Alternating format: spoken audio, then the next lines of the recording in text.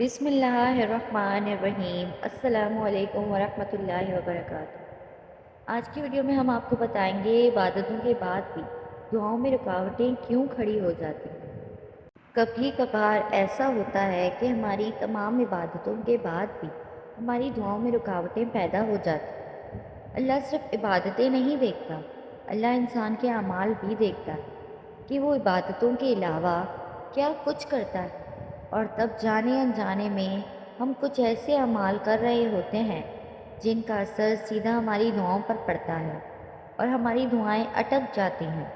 تو آج ہم کچھ ایسی باتیں پڑھیں گے جو ہماری دعاؤں کو روک دیتے ہیں۔ کمزور دعائیں وہ دعائیں ہوتی ہیں جن میں شک و شبہات ہوتے ہیں، جنہیں مانگتے ہوئے انسان دھیرے ہی دل میں یہ خیال بھی رکھتا ہے کہ پتہ نہیں میری یہ دعا قبول ہوگی بھی یا نہیں۔ رسول اللہ صلی اللہ علیہ وسلم نے فرمایا، بندے کی دعا قبول ہوتی ہے جب تک کہ وہ جلدی نہ کرے، یعنی جب تک وہ یہ نہ کہنے لگے کہ میں نے دعا تو کی تھی اور میری دعا قبول نہیں ہوئی۔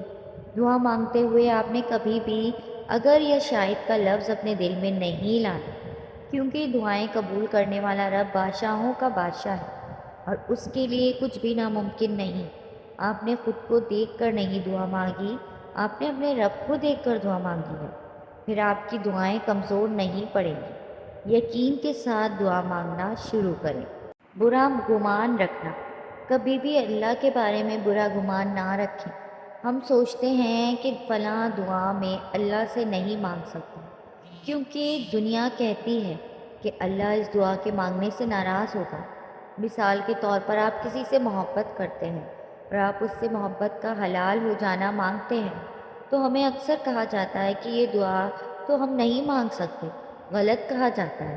محبت کو حلال کرنے کی دعا مانگنا کوئی ناجائز دعا نہیں ہے، اور ویسے بھی آپ اپنے رب سے مانگ رہے ہیں، وہ رب جو آپ سے پہلے آپ کے دل میں آنے والی باتوں کو جانتا ہے۔ سو کبھی بھی دعاؤں کے معاملے میں دنیا کی باتوں میں نہیں آنا۔ نبی کریم صلی اللہ علیہ وسلم نے فرمایا، اللہ تعالیٰ فرماتا ہے کہ میں اپنے بندے کے گمان کے ساتھ ہوں، اور جب بھی وہ مجھے یاد کرتا ہے تو میں اس کے ساتھ ہوں۔ بس جب وہ مجھے اپنے دل میں یاد کرتا ہے تو میں بھی اسے اپنے دل میں یاد کرتا ہوں، اور جب وہ مجھے مجلس میں یاد کرتا ہے تو میں اسے اس سے بہتر فرشتوں کی مجلس سے یاد کرتا ہوں، اور اگر وہ مجھ سے ایک بالشت قریب آتا ہے تو میں اس سے ایک ہاتھ قریب ہو جاتا ہوں، اور اگر وہ مجھ سے ایک ہاتھ قریب آتا ہے تو میں اس سے 2 ہاتھ قریب ہو جاتا ہوں، اور اگر وہ میری طرف چل کر آتا تو میں اس کے پاس دوڑ کر آ جاتا ہوں۔ کبھی کبھار ہم نہ جانے انجانے میں ہم کچھ ایسے گناہ کر رہے ہوتے ہیں جو ہماری دعاؤں کا راستہ روک کے کھڑے ہوتے ہیں، اور ضروری نہیں ہے کہ وہ تمام گناہ ہم عبادتوں میں کر رہے ہوں۔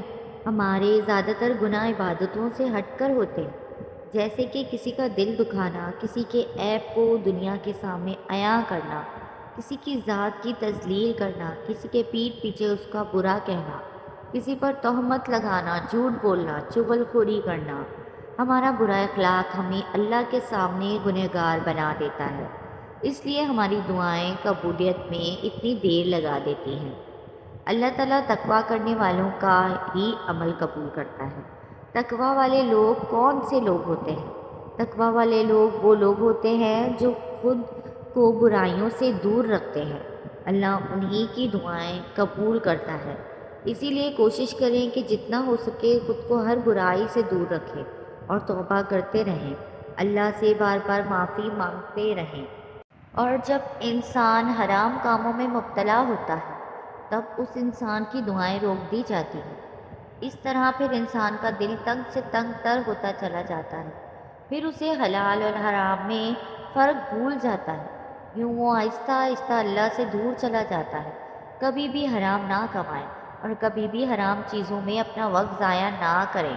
ہم سب کو پتہ ہے کہ حرام کیا ہے اور کیا حلال ہے، اس لیے بس قدم با قدم اپنے آپ کو حق کی طرف لائیں۔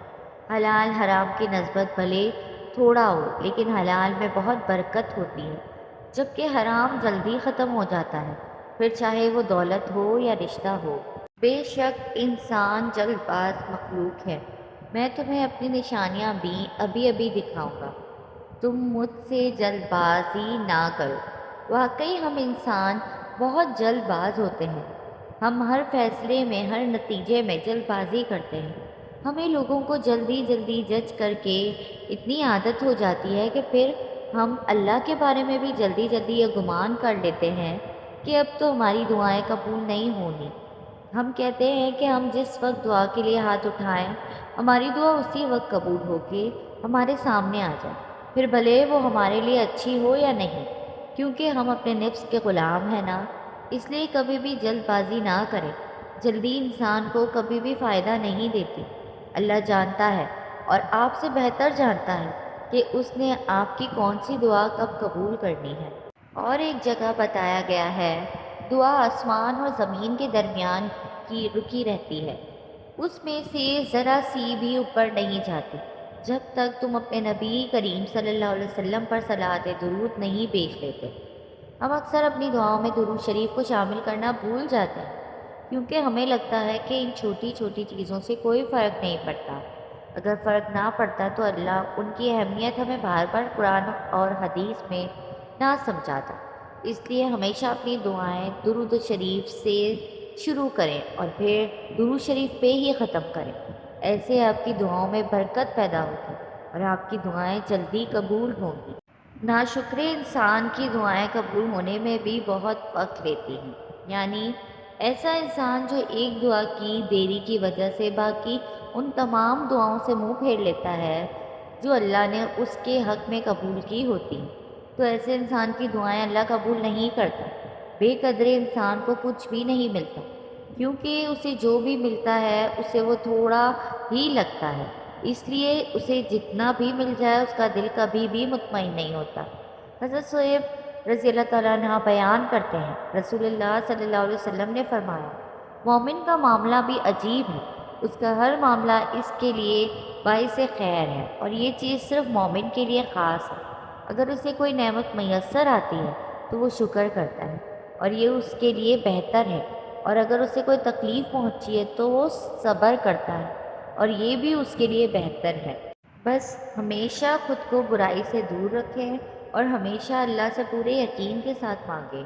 دعائیں قبول ہوتی ہیں، ضرور قبول ہوتی ہیں، ہمارے سوچے ہوئے وقت کے مطابق نہ صحیح، لیکن اللہ کے مقرر کیے ہوئے وقت کے مطابق ضرور قبول ہوتی ہیں، اور اللہ کا مقرر کردہ وقت ہمارے سوچے ہوئے سبھی وقتوں سے بہتر ہوتا ہے۔ اللہ ہمارا بھی وقت جلدی ہی لائے گا اور ہم سب بھی اپنی دعاؤں کا قبول ہونا دیکھیں گے۔ اور خدا را دنیا سے پوچھ کر نہ مانگا کریں، دنیا آپ کے دل میں ہمیشہ وسوسے ہی پیدا کرے گی۔ اللہ سے مانگیں بس، اور اللہ کے علاوہ کسی کو نہ بتائیں کہ آپ کیا چاہتے ہیں، آپ کیا مانگتے ہیں۔ دعائیں آپ کے اور آپ کے رب کے درمیان کا معاملہ ہے، اس لیے اس معاملے میں لوگوں کی رائے طلب کرنا چھوڑ دیں۔ آپ کو دینے والا اللہ ہے، لوگ نہیں۔ آپ کو میری ویڈیو پسند آئی ہو تو میرے چینل اسفا یوسف کو سبسکرائب کریں اور ویڈیو کو لائک، کمنٹ اور شیئر کریں۔